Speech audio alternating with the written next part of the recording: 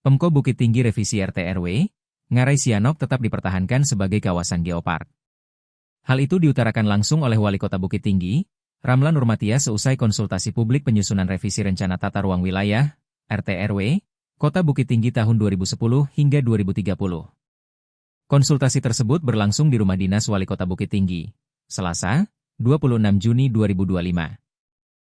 Diketahui, konsultasi publik itu dihadiri oleh masyarakat, Ninik Mamak, hingga stakeholder lainnya.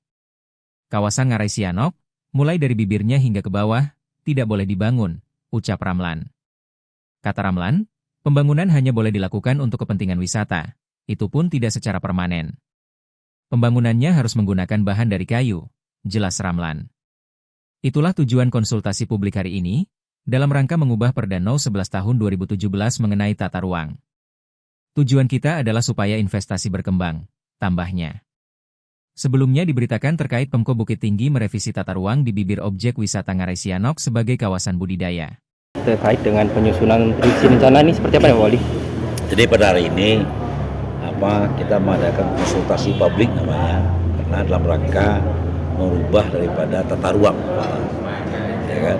Karena kita dulu sudah punya yang pertama Perda kita tahun 06 2011, kita sudah revisi, ya kan, merubah tata ruang.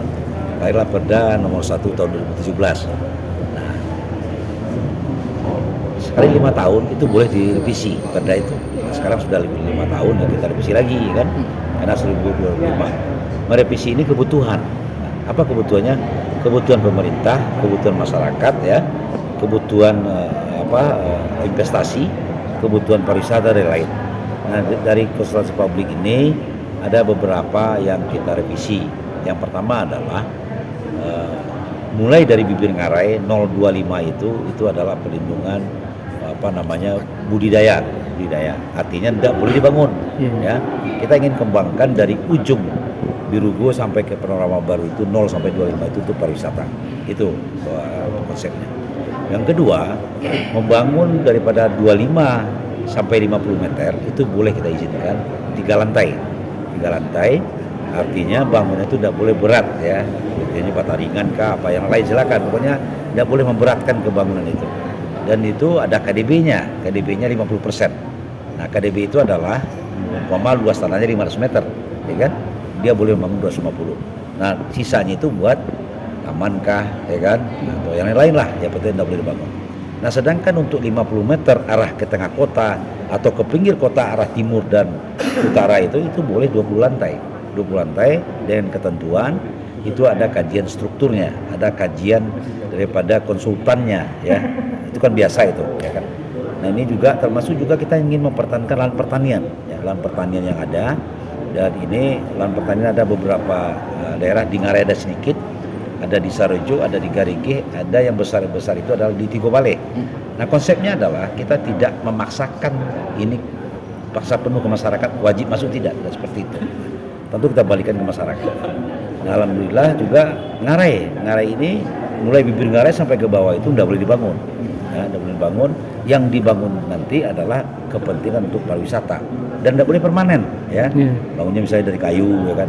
Bangun yang sudah ada biarkan saja, tapi yang lain tidak kita izinkan membangun untuk Ngarai ini karena Ngarai ini adalah bagian daripada geopark, ya, daripada geopark.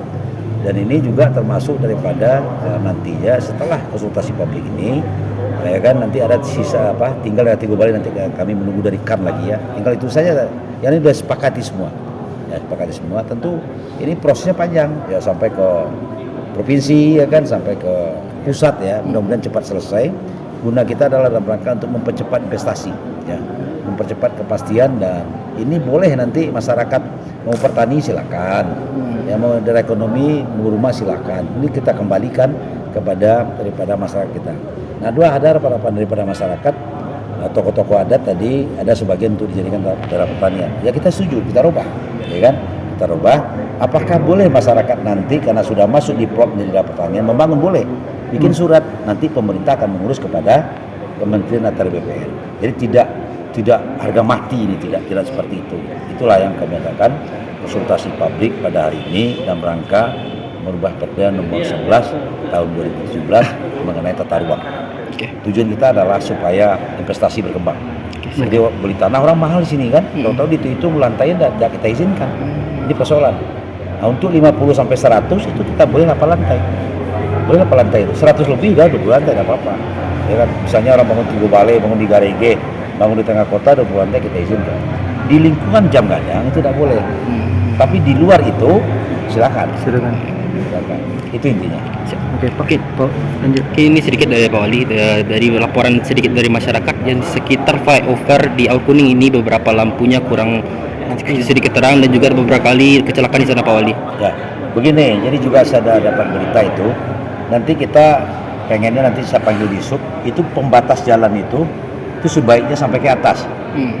Kalau sampai di bawah, orang turun ke bawah nanti ditabraknya pembatas jalan. Download Tribun X sekarang. Menghadirkan lokal menjadi Indonesia.